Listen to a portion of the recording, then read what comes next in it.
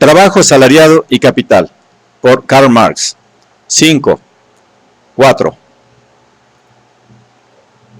Solo el dominio del trabajo acumulado, pretérito, materializado sobre el trabajo inmediato, vivo, convierte el trabajo acumulado en capital. El capital no consiste en que el trabajo acumulado sirva al trabajo vivo como medio para nueva producción.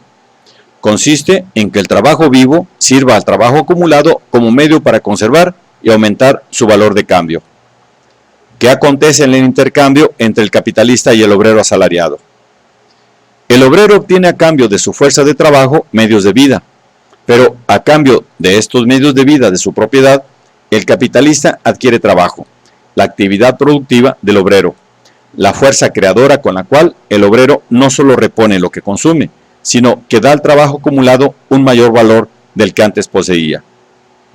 El obrero recibe del capitalista una parte de los medios de vida existentes. ¿Para qué le sirven estos medios de vida? Para su consumo inmediato. Pero al consumir los medios de vida de que dispongo, los pierdo irreparablemente, a no ser que emplee el tiempo durante el cual me mantienen estos medios de vida en producir otros, en crear con mi trabajo, mientras los consumo, en vez de los valores destruidos al consumirlos, otros nuevos. Pero esta noble fuerza reproductiva del trabajo es precisamente la que el obrero cede al capital, a cambio de los medios de vida que éste le entrega. Al cederla, se queda pues sin ella. Pongamos un ejemplo. Un granjero abona a su jornalero 5 Silbergroschen por día. Por los 5 Silbergroschen, el jornalero trabaja la tierra del granjero durante un día entero, asegurándole con su trabajo un ingreso de 10 Silbergroschen. El granjero no solo recobra los valores que cede al jornalero, sino que los duplica. Por tanto, invierte, consume de un modo fecundo, productivo, los 5 Silbergroschen que paga al jornalero.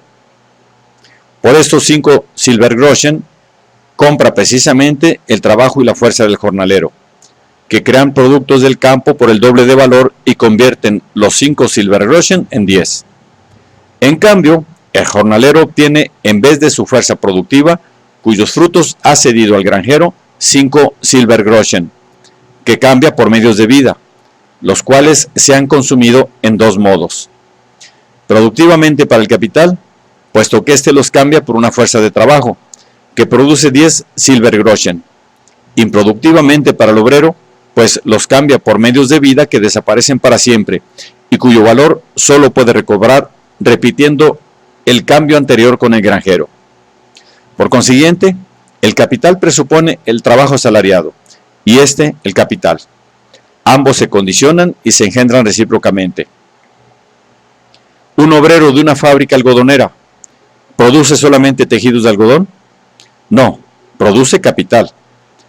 Produce valores que sirven de nuevo para mandar sobre su trabajo y crear, por medio de este, nuevos valores. El capital solo puede aumentar cambiándose por fuerza de trabajo, engendrando el trabajo asalariado. Y la fuerza de trabajo del obrero asalariado solo puede cambiarse por capital acrecentándolo, fortaleciendo la potencia de que es esclava. El aumento del capital es, por tanto, aumento del proletariado, es decir, de la clase obrera. El interés del capitalista y del obrero es, por consiguiente, el mismo, afirman los burgueses y sus economistas. En efecto, el obrero perece si el capital no le da empleo. El capital perece si no explota la fuerza de trabajo. Y, para explotarla, tiene que comprarla. Cuanto más velozmente crece el capital destinado a la producción, el capital productivo, y, por consiguiente, cuanto más próspera es la industria, cuanto más se enriquece la burguesía, cuanto mejor marchan los negocios, más obreros necesita el capitalista y más caro se vende el obrero. Por consiguiente, la condición imprescindible para que la situación del obrero sea tolerable es que crezca con la mayor rapidez posible el capital productivo. Pero, ¿qué significa el crecimiento del capital productivo? Significa el crecimiento del poder del trabajo acumulado sobre el trabajo vivo, el aumento de la dominación de la burguesía sobre la clase obrera. Cuando el trabajo asalariado produce la riqueza extraña que le domina, la potencia enemiga suya, el capital, refluyen a él, emanados de éste, medios de trabajo, es decir, medios de vida, a condición de que se convierta de nuevo en parte integrante del capital, en palanca que le haga crecer de nuevo con ritmo acelerado. Decir que los intereses del capital y los intereses de los obreros son los mismos equivale simplemente a decir que el capital y el trabajo asalariado son dos aspectos de una misma relación. El uno se halla condicionado por el otro, como el usurero por el derrochador, y viceversa. Mientras el obrero asalariado es obrero asalariado, su suerte depende del capital. He ahí la tan cacareada comunidad de intereses entre el obrero y el capitalista.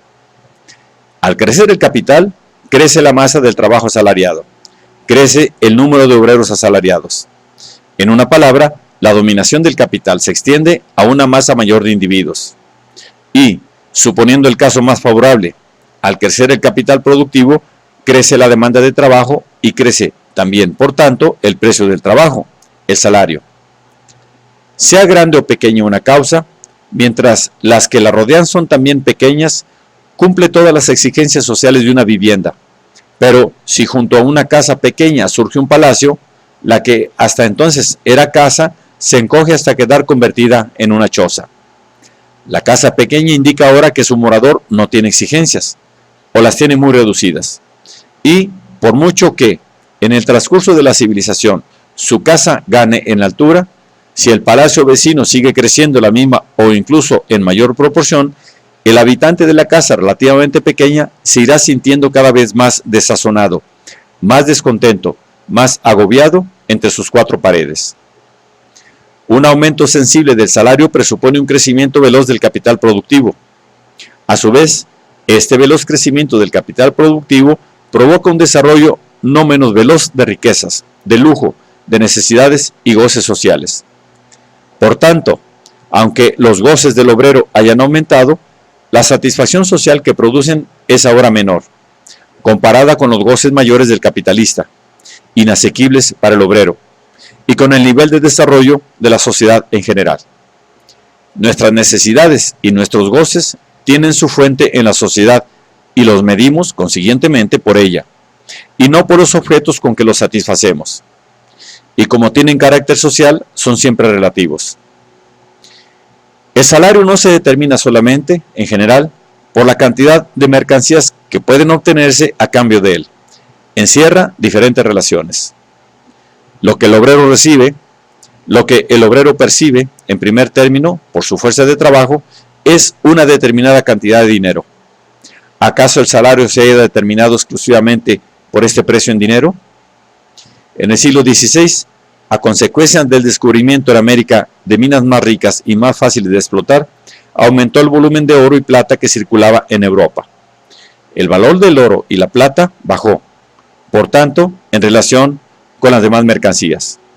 Los obreros seguían cobrando por su fuerza de trabajo la misma cantidad de plata acuñada. El precio en dinero de su trabajo seguía siendo el mismo.